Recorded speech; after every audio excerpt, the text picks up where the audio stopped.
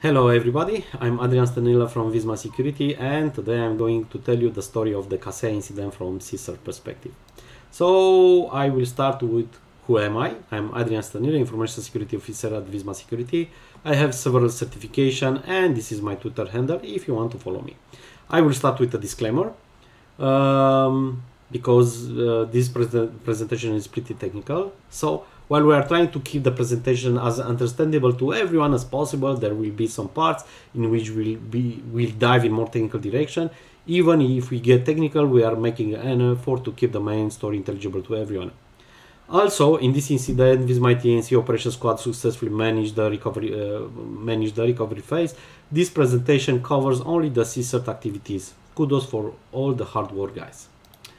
Okay, so who is CSIRT? A lot of people are saying it's a team capable of wonders. I say are two teams because are a detection and analysis team and also the monitoring teams. Those teams have some certifications starting from SANS-GIAC to OSCPs or AGPT, and they are covering some areas, security areas like digital forensics, blue, red, purple teaming, threat intelligence, machine learning, and many more. We have live experience with some high-profile groups like APT32 or APT31 and UNC 8078 recently. We have some forensic experience, but forensics in multiple kind of machines, not only x86 or not only Windows. We try to be proactive. We are doing threat hunting, we are doing threat intelligence, and of course with the help of cyber threat intelligence team. Also we are doing purple teaming to assess our assets and many more. So what are the CSIRT war stories? We try to find a way to make people in our company to be aware about the threats from the internet. So we are turning our experience into stories. So those incidents can be easily translated in nerd action movies, I can say. So if we are trying to, or if we are succeeding to say a story in a right way, it will attract people clearly.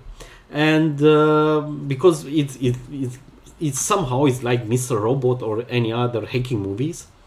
Yeah, but what I wanted to say, it will attract people on your side, on the security side. And or at least they will understand better. It will understand you better when you need to apply some security features, you know. So yeah, who is Kaseya? I think everybody know who is Kaseya. But I can say in big words, it's an American software company with a headquarters in Miami, Florida, founded in 2001. Kaseya is a central to wider software supply chain. I think this is just very fast. What is Kaseya? So on July 3rd at 10 AM, a malicious hotfix was pushed on the Kaseya VSA server, and because of that, all those machines with what was managed by those servers was compromised and encrypted. Okay, was thousands of nodes of hundreds of different businesses. The malicious hotfix contains a ransomware payload called Sodinokibi. I think I pronounced that correctly. I don't know, it's Japanese. Known to be released by a notorious group called REvil, which resulted in an encryption, as I told you, of all the managed VSA machine. Of course, a lot of news pop-ups regarding that, and some guys are trying also to profit of that. And of course, they are releasing fake Kaseya VSA security updates, which in fact are containing Cobalt Strike. So how it happens? So from our perspective, I will start with a high-level overview, and after that we'll deep dive in what happened inside Visma. So this is how the attack looks like. They found a zero-day exploit which infected the VSA server. They just spread through those zero-day vulnerabilities one script and some executables, or one executable, and with all those they encrypted everything. So this is in big words everything. This REvil group have a blog where they said, okay, we won $70 million in bitcoins. to release the decryption keys for everyone. At some point, this page disappeared, and we know was the authorities. Right now, we know they were the authorities shut down that page in that moment. This is the ransomware page, and as you see, they are requesting $40,000 for one machine only to be decrypted. But these guys also have customer support, which looks great from some perspective. So far as I know, some guys trying to push some JavaScripts inside that, and I think probably succeeded because yeah, they in the end everything was down. How to find victims online? Oh, okay, clearly you have the exploit, you have everything, but you can ask yourself how they found all these VSA servers spread over the internet. So it's pretty simple with Shodan. In our case, we try to find the favorite icon of the website, which is that beautiful K. And we found a lot of VSA servers which was exposed on the internet. In that search, we just search for hours. Yeah, it's a pro tip. Looking for fav icon, it's a pretty good thing. You can find different good things. I don't go deep, but it helps a lot on threat hunting. How it happens for us? So I will start with the George story. It was the first ever on duty shift for our colleague George, and a quiet Friday evening. When someone is say quiet Friday evening, usually something is happening. Over the years we observed and we confirm all the big incidents are starting Friday, are initiated Friday, and even if you are discover them only Tuesday or 2 weeks or 2 months later, but usually are started Friday. Those alerts that came were suspicion, to say the least. Okay, as you see here, there should be no reason for EDR to get VSA updates, hotfix updates as a problem. So yeah, unless there actually is something deeper to it. So from our perspective, our colleague just had the baptism of fire in incident response. Shortly after, this followed up by a ticket mentioning some issue with the Kaseya VSA server, but still our colleagues was not able to contact this guy. I think you think what was there, panic with a lot of servers which was encrypted. But to understand better why we cannot contact these people, you need to understand Visma. It's a federation of companies, and not all companies are onboarded, and not all knows about VismaSecurity. So yeah, you know, sometimes information is spreading a little bit slow, and it's very bad when an incident occurs. But this is it. Yeah, our colleagues still looking on the internet for Kaseya VSA, and of course they found that Reddit page which was started by Huntress Labs. And looking back on our EDR, and we see that script which clearly is pretty malicious because it's disabled defender and is trying to run something. Comparing with what was published on the Huntress Labs Reddit page, yeah, it was clear we was hit by ransomware. So our colleagues starting gathering all the incident responder from CSIRT team to handle this situation. Okay.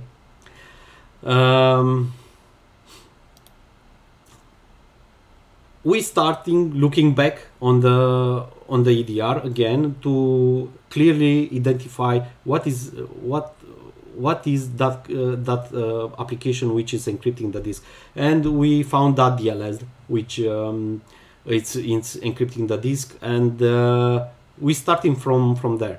We looking on the EDR, we know it's an agent CRT, which is with the CERT util is just transformed in an executable. It's just decode from base64 in an executable.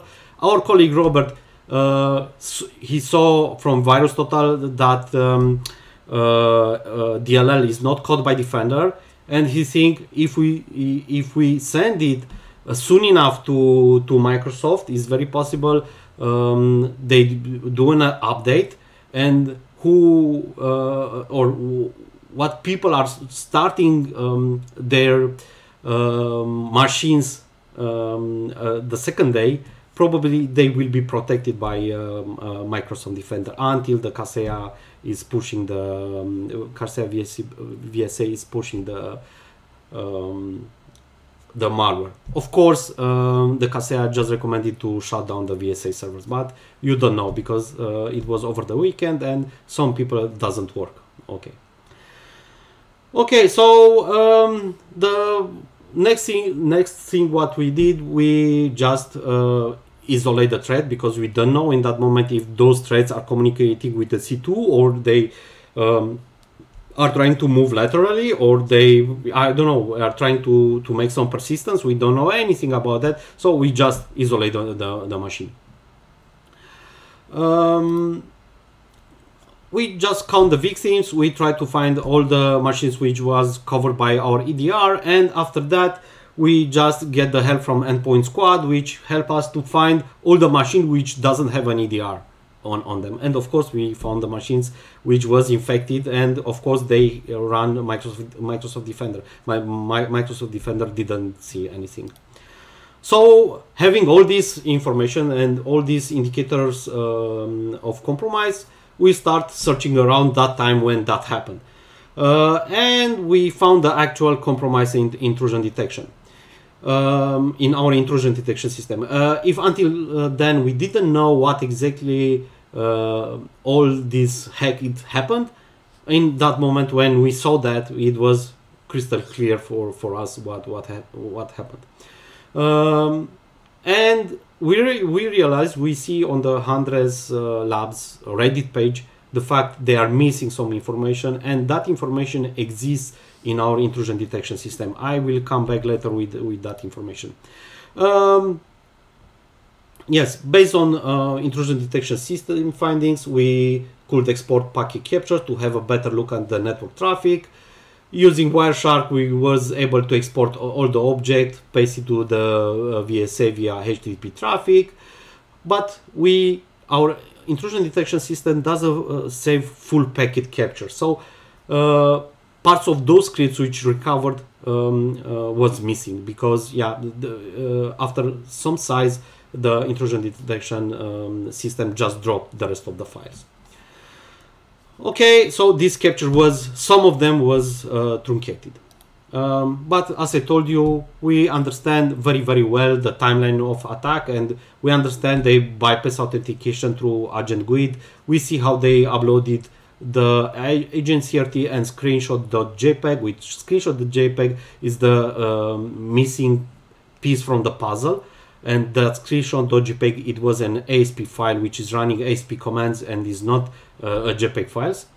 Of course, based on vulnerability in user filters table, they can run that screenshot.jpg as an ASP, and of course with that they just command the deployment on the old servers with which was managed by VSA. We also see after that they use lol beans to decrypt the agent CSIRT and make an executable to disable, after that disable defender, or first time disable defender, and after that just using certutl to make an executable, and after that just run that executable, which in fact it was ransomware. Okay, so we think of course we need to share that data with everyone, so we share it with Huntress and TrueSec, and with Kaseya, of course. With Microsoft, we just sent some samples about agent CSIRT and others, and yeah, we try to make it to be detected faster. And yeah, I think it's normal. The security community should help each other to fix this kind of problems. So yeah, we shared that with everyone. This is the actual script, and as you can see here, 4,344 bytes are missing from the packet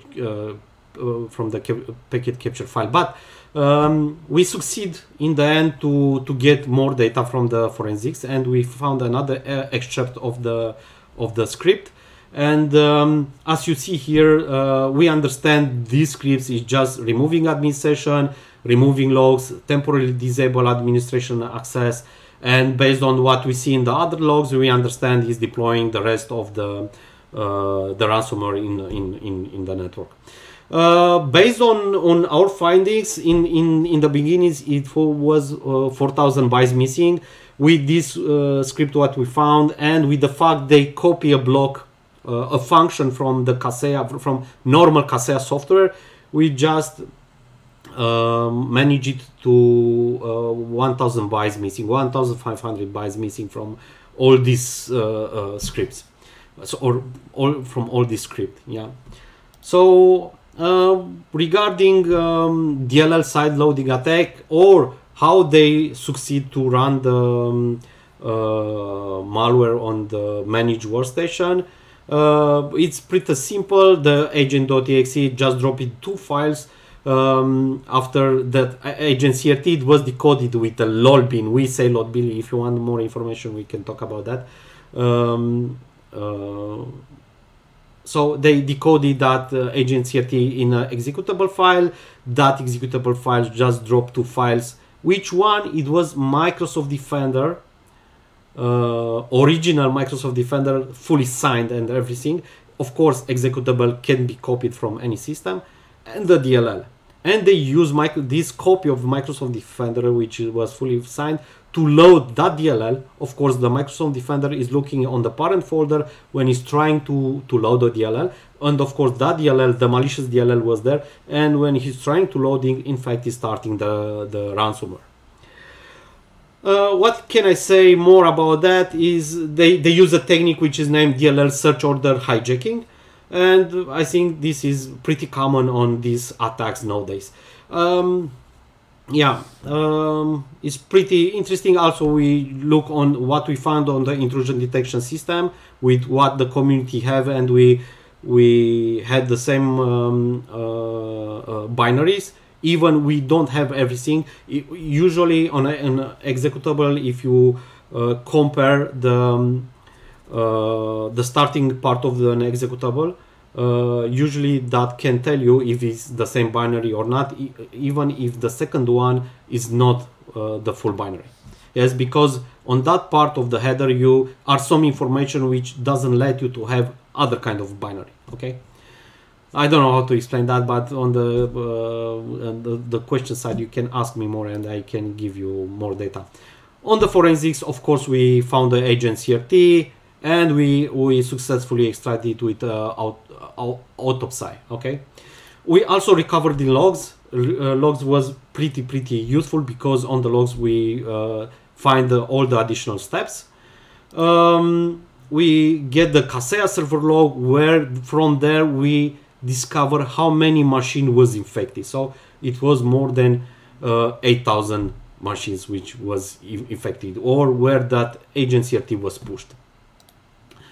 Okay, we also have the we see the existence of screenshot.jpg in the index, on the index of all files and directories to that directory. So we clearly know that screenshot.jpg was there, but because that script is deleted everything right now, in that moment we was not able to recover that script fully. So yeah, this is it. And based on the configuration, what it was extracted and was published on the Reddit, now we was sure it was no lateral movement, no C2, and no persistent. I can say that we look on the intrusion detection system and we try to get all the normal traffic out, and we see that they don't have any lateral movement and any communication with any C2. Okay, and in the forensics, as we discovered, is no persistence. So it was just a confirmation of what we had. So to sum up everything, we just look at Kaseya after the patches had come. So some changes has been made in Kaseya. Clearly, all the eval function disappeared from their code. We see from the news they employ new security experts. Yeah, the application is far to be perfect. We did a security assessment on the ours VSA server after the patch was applied, and we found some, let's say, minor problems, which we announced Kaseya. We let Kaseya know about them. But sorry, we cannot give you details about that. Probably after they publish the new patch with everything fixed, we can tell you more about that. And of course, our internal process for securing artifacts and faster escalation, our internal process should be improved. Not it's a game where we have a continuous improvement. We cannot stay, and we should look on what is bad and what is good, and yeah, and improve everything. Do you have any questions?